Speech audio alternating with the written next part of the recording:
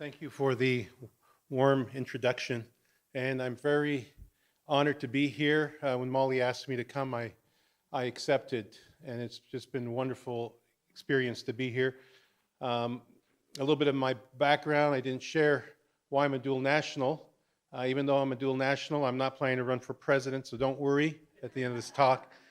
My mother was born in Portland, Oregon. My dad was born in Montreal. We have Lebanese ancestry on both sides.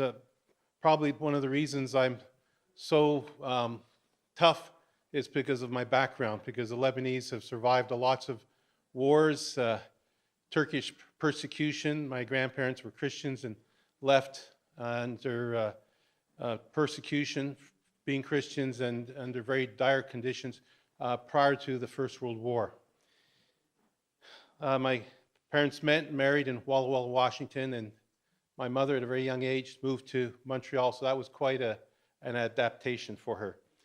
My talk is on, as a physician, why I refuse to kill my patients. I am a family physician. I've been involved in a court battle now for 4 years with the Canadian and Quebec governments. I'm still waiting to have my case be heard. The government has used every procedural manner to keep my case from being heard in court. It's cost me tens of thousands of dollars. Just to warn you that once a law is passed, it's extremely difficult to reverse the flow, to the point that you won't even be allowed to present your arguments, not only in the public arena, but in the courts. And the courts are supposed to be your last opportunity to speak. This here is an ad that we ran just prior to the passing of the law in French and English, and a major publication. And it asks if someone you love was put to death without their consent. I'm going to show you in this talk that this idea of voluntary consent is a hoax. And the pro-euthanasia assisted suicide people have been promoting that. They say, well, it's okay if the person agrees to it. And you'll be seeing the statistics that, in fact, this is not true. This is a painting by a Spanish artist at the turn of the century, Barrow, and it's a story that many of you probably heard in Sunday school of the story of the Good Samaritan. And the story, as recorded in the Gospel of Luke, describes how a man was left half dead at the side of the road, and many people of society were too busy to stop by and give him medical aid. We're not talking about medical aid in dying, but medical aid, true medical aid. And that's really what compassionate care is. You heard the group called compassionate care. Killing a person is not compassionate care. The man on the side of the road did not give poison. Poison was available in the time of Christ and the Romans. In fact, Seneca, who was a Roman philosopher, stated that it was noble to take poison if you were sick, if you were feeble-minded, and if you were a burden to society. So it was part of Roman culture to give poison and to take poison. As you know, the story goes on to describe how he bound up the wounds with wine and oil, took the man who was left half dead. It's described in the Gospel of Luke as a man half dead, so he would have fitted many of today's criteria for assisted suicide or euthanasia. And then said that whatever care more he needs after he stayed overnight, the next day he left, he said, I'll provide for it. There was no talk of rationalization of resources. That's a big talk today. We have to save money. And then only those who we can afford to care for will we care for. There was no discussion by the Good Samaritan. My commitment is to heal and not to kill. And this is really what all civilized societies for centuries have practiced. The model they've used is that of the Judeo-Christian ethic of caring for those who are disabled, who are sick, and need care. In the law in Canada and Quebec particular, in Canada it hasn't been decided, because the Quebec would be like the state of Ohio, it's a province, Then there's the Canadian government, which oversees also health care. In the law where I'm practicing presently, I'm not obligated to euthanize. Euthanasia, which you don't have here in the United States, is where you provide a lethal injection like you do with people on death row. You give an injection, you make sure they're dead and they die quickly. But I'm obligated to referral. For me, referral is like writing a prescription and knowing that the person that you refer the person will kill that person. Nuremberg principles showed that referral is equivalent to participating in euthanasia and makes one as guilty as someone who commits euthanasia. And I want to emphasize that some people believe that because they won't sign up for assisted suicide euthanasia, it doesn't affect them or their families. I'm going to show you how it does. Presently, there are about 7 countries, including Australia, but in Australia it's only 1 out of 6 states and 2 territories that has the law, so it's only 1/8 of the country. Belgium, Canada, Colombia, Luxembourg, Netherlands, and Switzerland. You say, well, that's not too many countries, and that's nothing to worry about. But the pro-euthanasia people, pro-assisted suicide is where the physician writes the prescription, as they do in the United States, and the person goes home and takes the lethal ingestion. Usually it's a large number of barbiturate pills. In the United States presently, there are only 6 states where it's legal. Montana, people have to go to the court and have to fight, and it's a special situation. But just so that, again, you're not reassured these are the states, there are about 20 states this year which are trying to pass assisted suicide laws. Many of them were presented last year. Included in these states is the state of Ohio, and the bill is SB 249. On the other side of the handout, I've given some very basic information. On the other side, it actually gives the name of the bill so that you can work with your organizations to fight this. It's very important to fight in every state, wherever you're involved or where you're living. I won't go through my history. That's already been done. But presently, I work with patients who are chronically disabled with severe neurological disease, many of them on ventilators. And there's been lots of discussion in the care of these patients about rationalization of resources, and physicians who expend too much money or too much time are criticized and risk losing their ability to practice in that care unit. Why should we care for these people? The reason we should care is because, as my 8-year-old daughter, and you'll see a video of her soon, describes each of us as being part of humankind.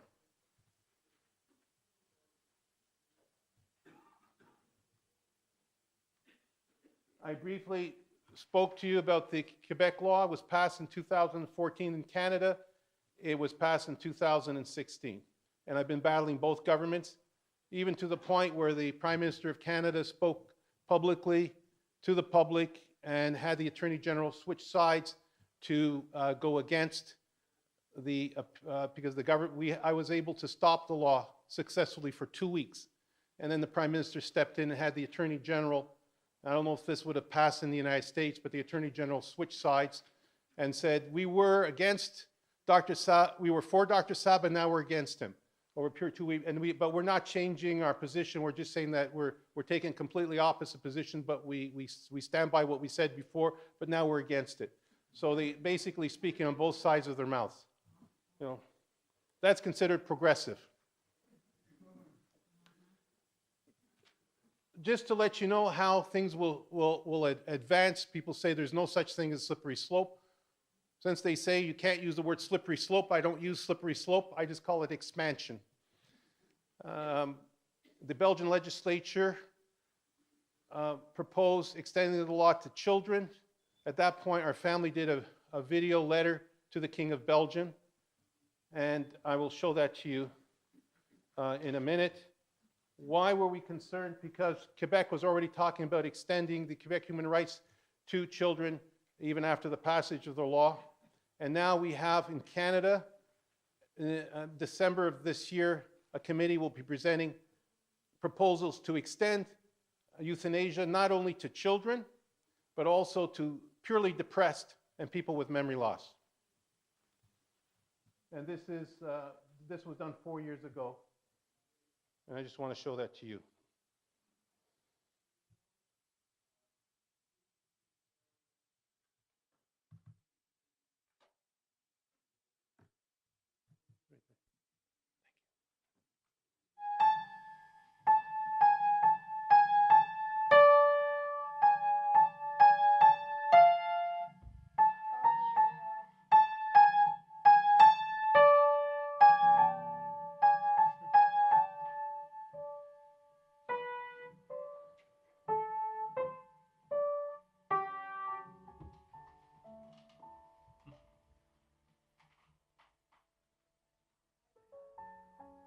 My name is Dr. Paul Saba.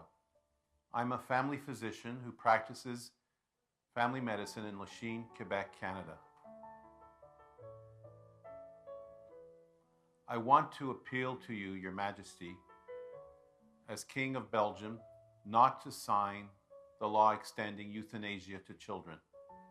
In Canada, they are planning to pass a euthanasia law here in Quebec, where I live. And this will have an impact eventually on our children. If you sign your law, euthanasia will be extended not only to children in your country, but also to children of the world. What started off with adults is now being extended to children. We cannot allow this to happen. There are millions of children born every year with congenital malformations, including our daughter, Jessica. Jessica was born with a severe cardiac malformation. If she was born in a country where euthanasia is permitted, she could have been euthanized. That was 4 years ago. Baby girl. Bless you, baby girl. Oh, mommy. Oh, I trouble it. When I first saw Jessica a few hours after she was born, they were about to take her over to the children's, and I remember the first thing I told her was, "You fight, little girl, you fight." And that's exactly what she did, and she's been doing that ever since. Hi, Angel. Hi, sweet Angel. At 6 days, she underwent emergency cardiac interventions to dilate her closed valve, and eventually her heart, which was only partially formed, started to grow. When she was 5 weeks old, she was able to leave the hospital. I'm blessed to be taking her home. We have definitely had difficult times, but I thank God for the outcome, that she's alive and that she's doing well. She's now 4 years old, has an older brother, John Anthony, and sister, Eliana. Jessica, my little sister, who had heart problems and had to have surgery, is very energetic and is a really great sister. I love Jessica. She makes me laugh. Jessica's the best because she's funny. Jessica's the best because she likes to play with my toys. Jessica's the best because she doesn't snore. Some people may not have the same support and resources as we did, seeing that we have the medical background. They may also give up too early and just accept the euthanasia of the child as being their only solution, when in reality, it is not. For the sake of the children of the world, please do not sign the euthanasia law. Please do not sign the euthanasia law for the sake of the children.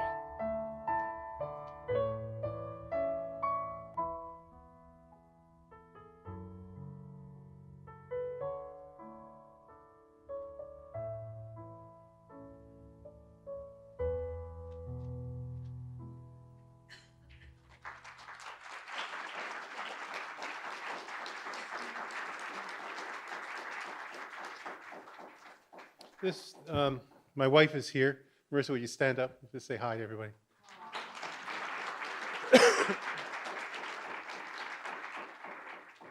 I think people often think of euthanasia, assisted suicide as somebody at the end of the road, right at the end, and the pro-euthanizers often talk about, well, it's only if people only have a few days, few weeks to live. But as you can see in my discussion, they keep extending it to more, to people have months to years to live, and you can't always predict who's going to live. And they extend it back to children's, so that in Belgium, Holland now they're doing to children and newborns. It's a continuum from birth to older age. Every life is valuable. This is a painting that my daughter did this past year. I said, Jessica, honey, draw a picture of our family. She did this, and at the top of the painting, she wrote this herself, made to live. So this is really her testimony. And she's doing great. Right from the beginning, my wife has a story where we're constantly being harassed to abort her. We were told she had no quality of life. She was going to be a Down syndrome child, that she had severe defects. And what type of parents were we to bring a child with all these defects into the world, and that she would have no quality of life? So you can see it's a constant battle.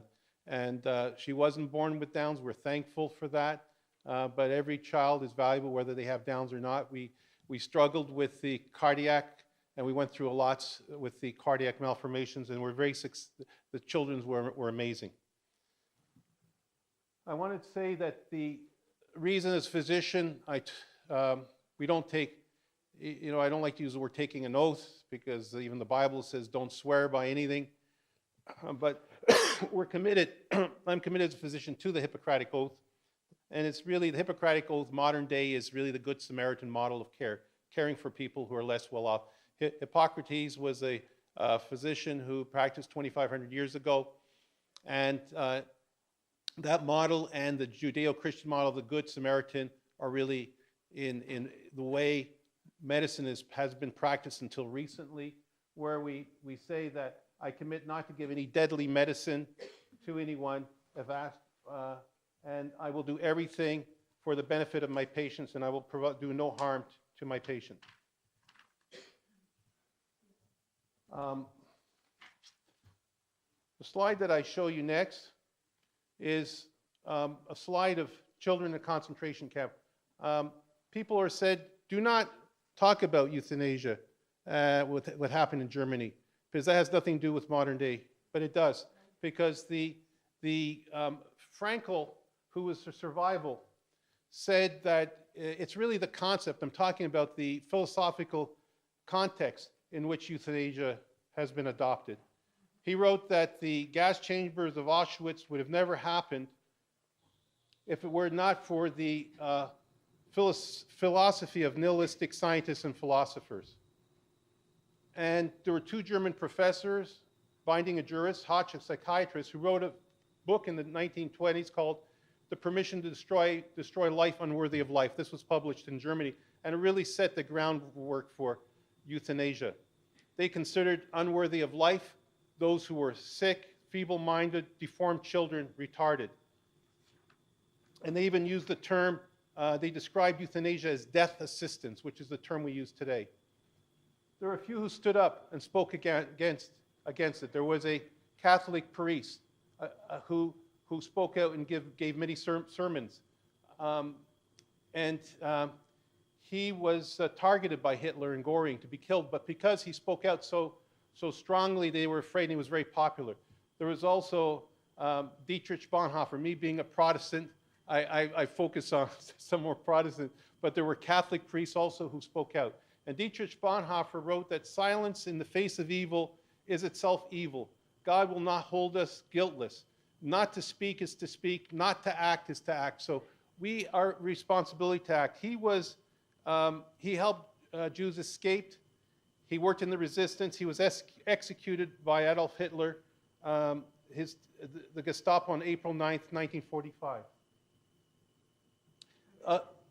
There was a New England Journal article written by Leo Alexander, who was a Secretary of War consultant in the Nuremberg trials. This was a famous article in which he's described that the acceptance of euthanasia basically came because of physicians who said that certain life was less worthy to be lived. he described this, the rational utility of Hegelian philosophy.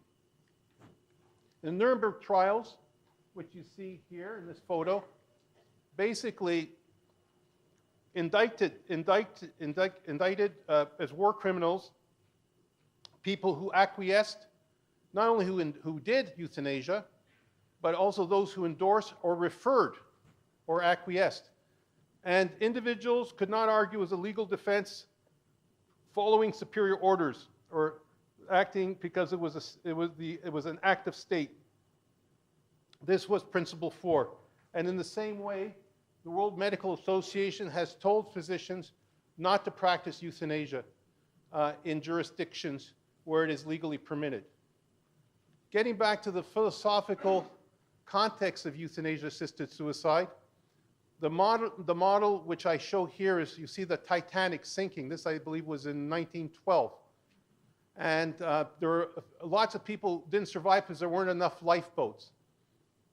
And Tom Cox, a Canadian bioethicist, said that according to the neoliberal concept, society only has limited resources, like a limited number of lifeboats on the sinking Titanic, and only those who can survive to get in the boat should get in the boats.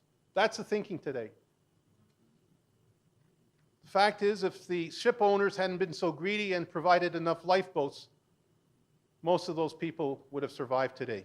So today, we're really prioritizing money over life. Do we accept the Good Samaritan model to help people despite their means or our means, or do we believe in life? This is a propaganda photo from the Second World War by the Nazis. And in it, it says the person suffering from hereditary defects cost the community 60,000 Reichsmarks during their lifetimes. Fellow Germans, that is your money. So the thinking today is rationalization of resources. We haven't changed much from the German thinking. Often euphemisms are used to market death, dying with dignity, compassionate choices, medical aid in dying. Physicians have been co-opted to do this. They're required to kill. If a doctor kills, then it's medical. It can't be wrong. Surveys are skewed, polls. They ask people, if a person has a horrendous suffering, would you support it? You know, and they don't really tell you that with palliative care you can alleviate the suffering. So people sign up, yes, because that's all they can think. We've got to stop the suffering. We co-opt the victim. We call it a voluntary act. We legalize it. So if it's legal, the government says, okay, it must be okay. We glamorize it. You see these glamorous deaths of people with the family around them holding their hand of their loved one. You have lobbying by pro-assistant suicide groups. There's apathy by the public. People will say it doesn't concern me. I'm going to show you it does concern you, because it will concern one day maybe a member of your family or a friend who's depressed, or a child. There's apathy by the church. When I try to get signatures from Protestant evangelical as well as Catholic churches, because I figured that these people would be those who are most opposed to killing. We approached 100 churches, only 10 allowed us to get signatures. We weren't asking for money. Many of the times they said, we're not political. There's a falsification of numbers. They'll describe only a small handful. In Quebec last year, there were 638 euthanasia. The Minister of Health, prior to the law, said, I can't imagine more than a small handful, at most 25. So they try to minimize the numbers. They use extreme language. They describe horrible, agonizing deaths if you don't allow for it. They make false claims, saying that, I was on one radio interview and a guy called in, he said, I'd rather that we euthanize than have some poor kids scared by somebody jumping off a bridge. They falsify certainty. They say doctors must know when a person's going to die in 6 months. I'm going to show you that there's a 50% error rate. Diagnostic errors. Oh, well, for sure the person has cancer is going to die. 10 to 20% error rates there. Attacking opponents. If you're against euthanasia, then you're for suffering. I hear people say, oh, those Catholics, they're for suffering. Of course they're against it.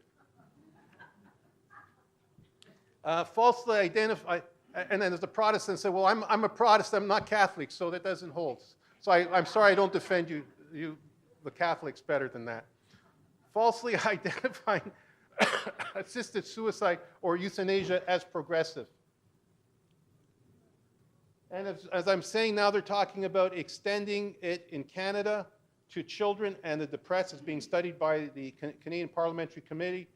Children as young as 11 or 12, the Ontario Advisory Committee is saying without parental consent that children should be allowed to make the decision.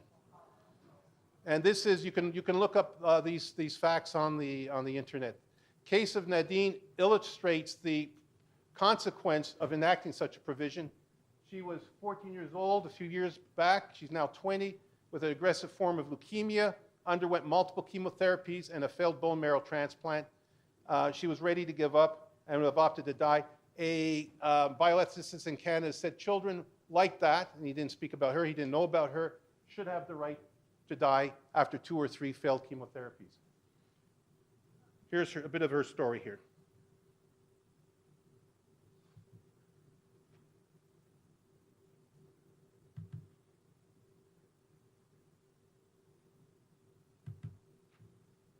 I'm having a hard time, sorry about that.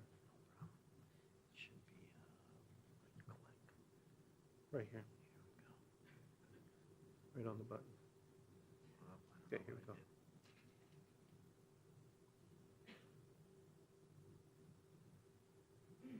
Oh, we lost it. Okay, that's fine. I'm sorry. It's all right. Even mature children don't have the ability to reason, for example, driving, voting, entering into civil contracts, and yet they'll be permitted to be euthanized. Here's a story. This is another story. This is 5-year-old Julianne Sylvain Cholet. Just briefly tell you her story. This young girl, parents, young couple, was told prior to being birthed, very similar to our story, that the child probably had Downs, had a defective esophagus. They advised to abort. They refused. She was born with a defective esophagus, didn't have Downs. After multiple surgery, she did well. And then her mother, a few years later, was in coma from a severe pneumonia with multiple myeloma.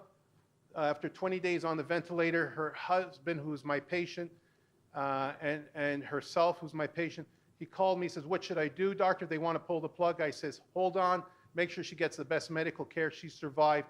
Today, Sylvain says he'd be alone without the 2 women he loved most if he had listened to his doctors. I'm going to quickly go through this, but to emphasize that presently, UN conventions opposes euthanasia of children. I'm not saying that won't change because there's lots of political pressure. As you know, the UN can be easily influenced. They say that children need adequate medical services. We've got to prevent them from cruelty. They deserve the best in health care, including high-quality palliative care. The International World Congress on Pediatric Palliative Care said that euthanasia is not part of children's palliative care, and the answer to suffering is better palliative care and not the ending of a child's life. I'll talk to you briefly what palliative care is. I spoke to you that I'm in the court since 2014. I insist that euthanasia is not a medical care, that the local legislature doesn't have the right to say what is medical care. It goes against our code of ethics. It's impossible for people at the end of life to make proper consent, and it goes against Canadian laws. As I've said already, none of those arguments have been heard yet because I've been just involved in procedural delays by both governments. In fact, they say that Dr. Saba has the same proportional means as both governments and that the court shouldn't help me in my fight. So they're saying I'm as rich as the government. Maybe if Donald Trump was in the fight, we could say it's true, but in my case, I can assure it's not. This is one of my patients, Mona Latour, who in 2007 was told she only had a few months to live, and she was ready to opt for euthanasia. I'm going to try to do a better job here this time here.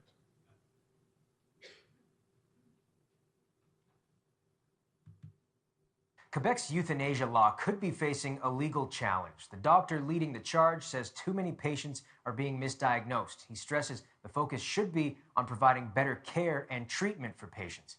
Navneet Paul met the doctor and some patients to hear out their concerns.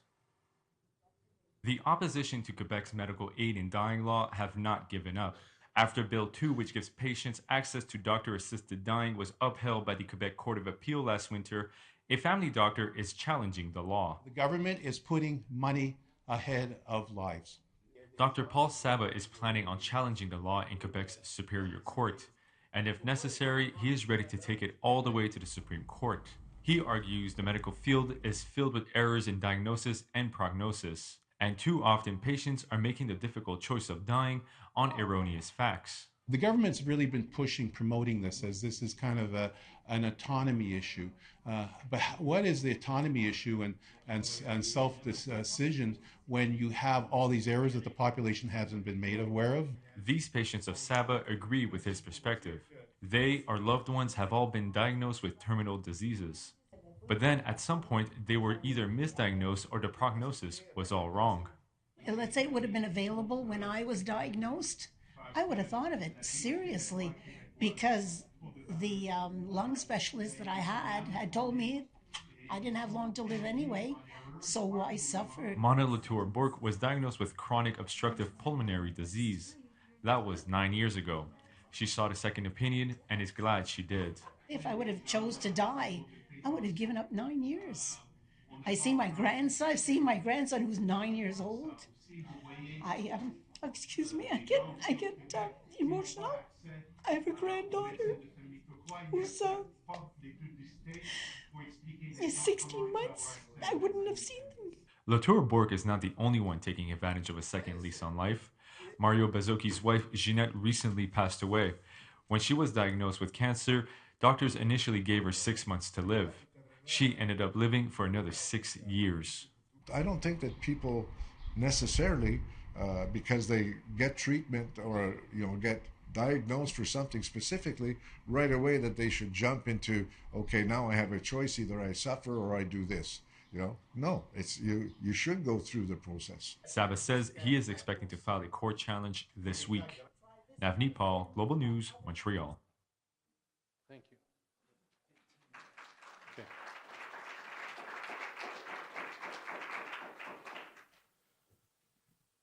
I described a little bit of why we cannot accept this for physicians. We change the paradigm. The doctor, the healer, becomes the executioner.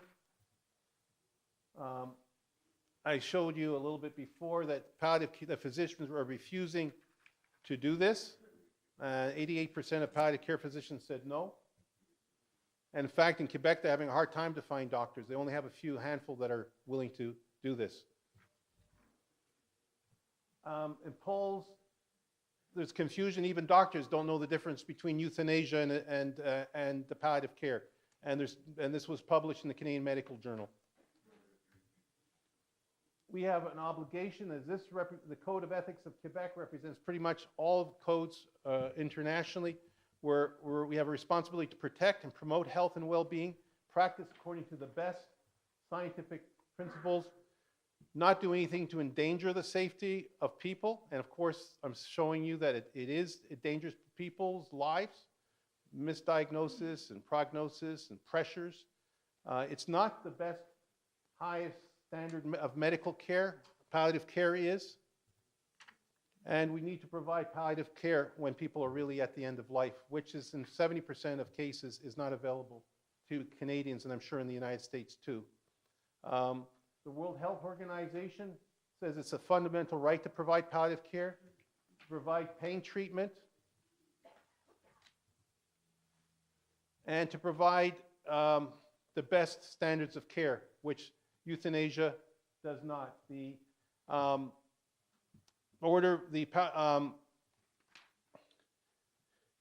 palliative care does not include the practice of euthanasia according to international norms, and this was stated by the International Association of Hospice and Palliative Care.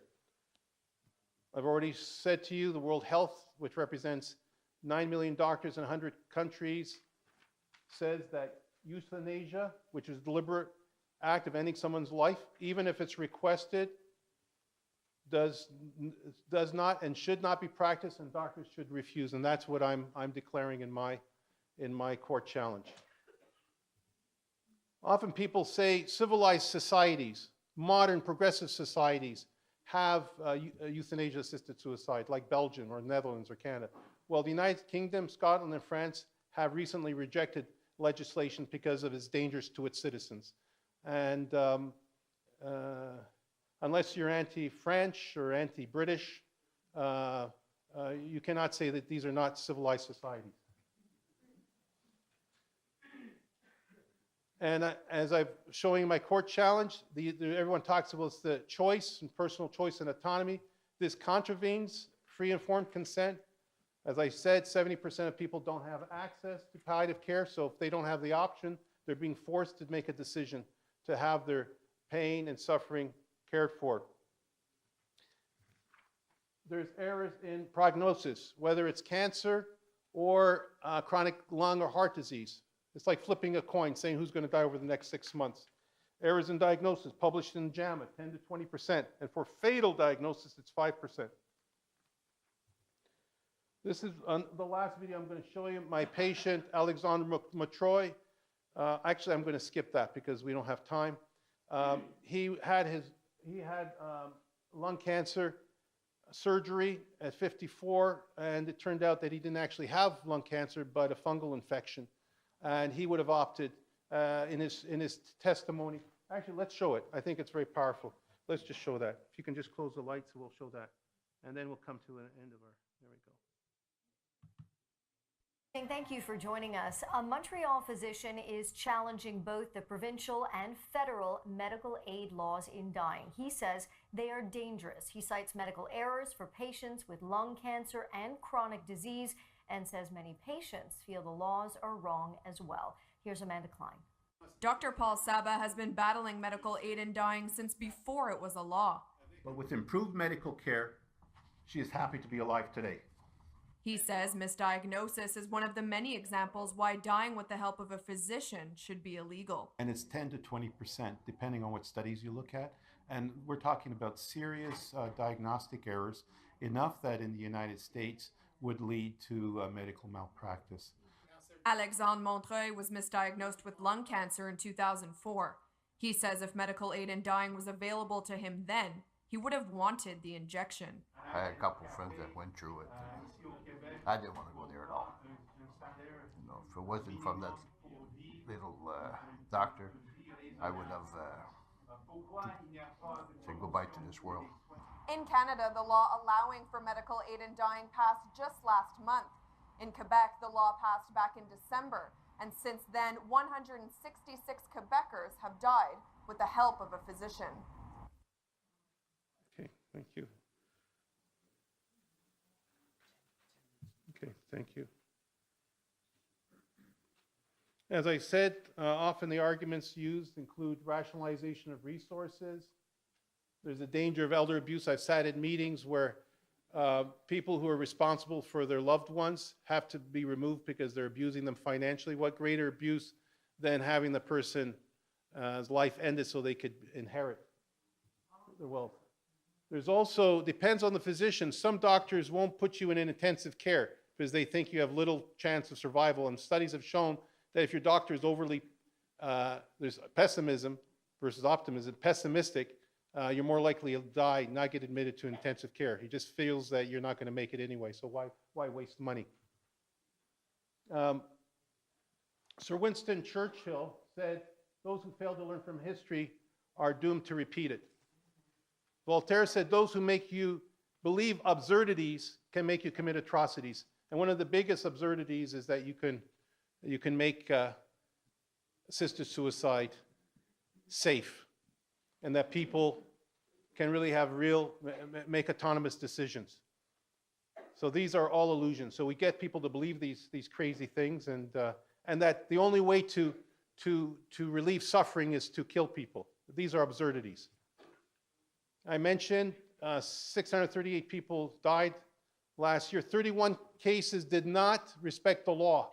In Quebec Superior Court a couple of months ago, the Attorney General of Canada and Quebec said that that was only a small number and that wasn't important. If in the United States you injected accidentally 31 people in the state of Ohio, I don't think you have capital punishment here, do you? But if you do, yeah, if you accidentally injected those on death row and they really weren't guilty, I think there would be a major outcry. In Belgium, 32% of cases in a study in JAMA did not, the patients or the family did not consent, and almost half the cases went unreported. In Oregon, 20% of depressed people get assisted suicide without seeing a psychiatrist or a psychologist. In Quebec, there is no mandatory requirement for depressed people to see a psychiatrist or psychologist before they're injected. There's a real danger that this will be expanded. I spoke to you about what's happening in Belgium and the Netherlands. In Belgium, 2003, there were 235 deaths, and there were 2012 and 2015. They did two twins because they were told they might have progressive blindness. An elderly couple went together so they couldn't be left alone because of exhaustion of living. In Belgium, and if you look at a British Medical Journal under euthanasia, they did 35 cases of purely depressed people with autism. In the Netherlands, 42 people in the British Medical Journal, no underlying medical condition, no heart disease, no cancer, just depressed. And Tom Mortier, who's a professor and came to Montreal in 2012, spoke about his mother on the bottom of the screen, who was euthanized because she was depressed. One psychiatrist was opposed to it, one was for it, the other one wasn't sure, but they went ahead and euthanized her anyway. He didn't get any redress in the Belgian court, so he's before the European Court of Human Rights. A 24-year-old woman was given the right to be euthanized in 2015 in Belgium.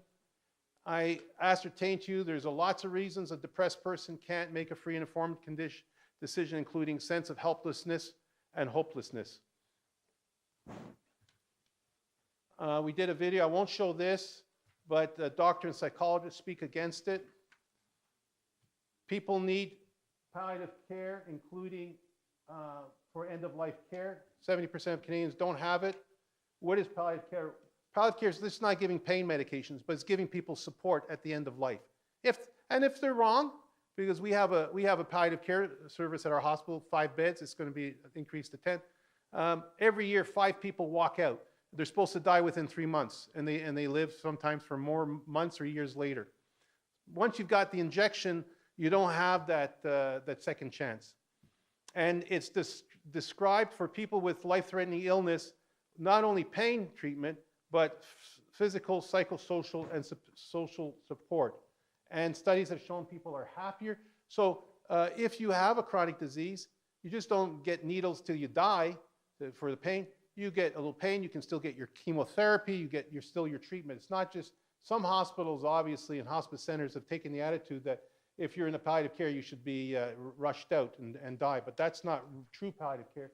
And the classic study in 2010 New England Journal showed that people even with small lung cell cancer lived 3 months longer while they were being treated and got palliative care.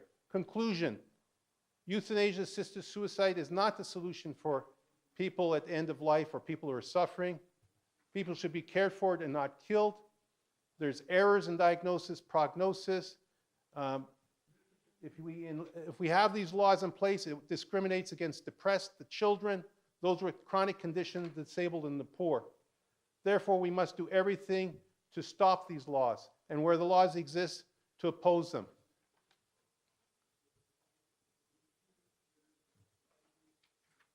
And as I mentioned, there are about 25 states in the United States every year where these laws are being proposed. And what can we do? You can go to my website. I have that information on the handout. We have a fund to help in the legal cost.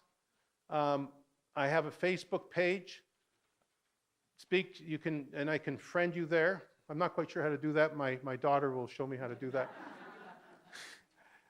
Speak to friends and family. Join local organizations like this one here in Ohio and the other ones that are out in all the different tables out there. Meet your state representative senators. They say for every person who writes, I think it represents 100 votes, and every time you meet a representative, it represents about 1,000 votes. I missed the last talk, so I'm not sure if he corroborated that. Invite speakers to your communities, educate them about danger. So that not only to your communities, but also your church. And that's, and there's also a coalition website. And I'm not going to tell you to contribute because I already told you that before. My wife says, don't say that twice. It sounds like you're grabbing money. Okay, good. I have time for questions. Thank you.